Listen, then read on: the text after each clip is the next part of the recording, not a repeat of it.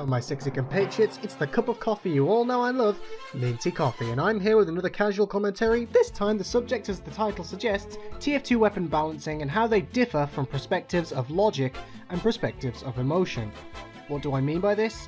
Well, simply put, I generally put players of TF2 into two categories, logical and emotional.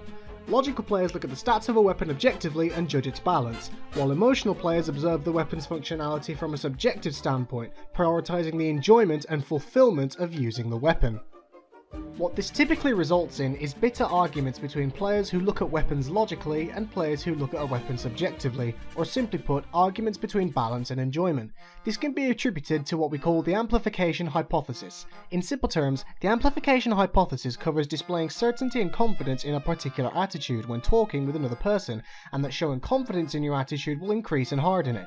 However, when the attitude displayed is more uncertain and unconfident, it will act to soften and weaken said attitude. How does this cater into the two types of players? Let's go with a pretty common example. The Darwin's Danger Shield is one of the most contested weapons in the game, either loved or hated by sniper mains alike. How do these two types of players typically perceive the Danger Shield? Well, players who use the Danger Shield from a subjective viewpoint for fulfillment and enjoyment are typically those who dislike being quickscoped and see the resistance that the shield gives you as a chance to give themselves a better edge against skilled snipers. However, from a logical standpoint, other players chastise this weapon as a crutch that selfishly conserves the enjoyment of the user while effortlessly challenging the enemy and effectively forcing them to equip the DDS for a fair fight, resulting in the logical approach being that the weapon is broken. The former player, however, sees it as a method of allowing them to survive. The amplification hypothesis comes in when the logical player makes the confident argument that the DDS forces the enemy sniper to also equip it in order to have a fair fight and prevent an unfair advantage on one side. Since this is a pretty common argument, the emotional player will typically argue that the weapon preserves their enjoyment by preventing them from being immediately quickscoped before they can have a chance to react.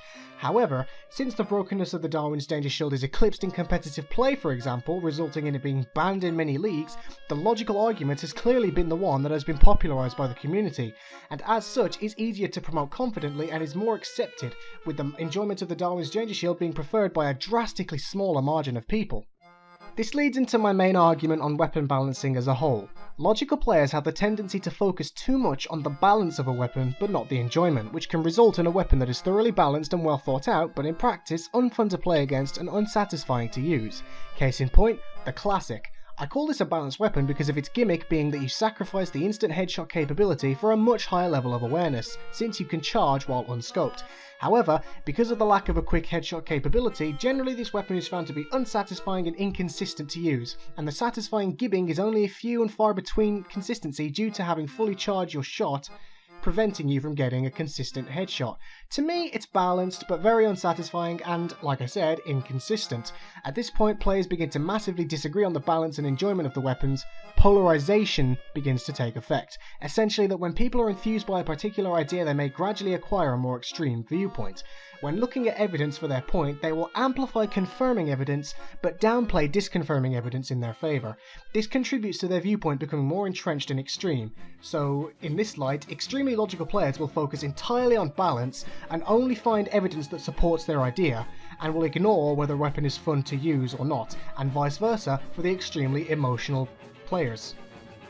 The problem with this is that it leads to dogma, dissonance and disparity. Instead of civilized discussion that offers differing perspectives based on different methodologies and psychological approaches, we get petty arguments and insult throwing from both sides, with the logical players called buzzkill wankers and the emotional players called stupid.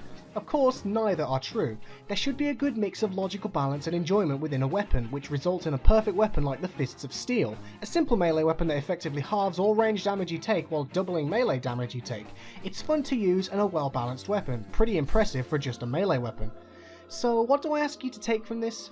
Well, simply put, be civil in discussions with players who disagree with you. If you prefer to look at a weapon's functionality over how fun it is to use, that's fine. If you disagree with anyone, that's fine. But don't let dogma and self-fulfillment of your own ego cloud your judgment and lead to petty arguments, for toxicity is the #1 killer to our beloved game. This has been your favourite cup of coffee, and I shall see you later, my sexy compatriots. Bye! I am the man who arranges the blocks that continue to fall from up above. The food on your plate now belongs to the state. A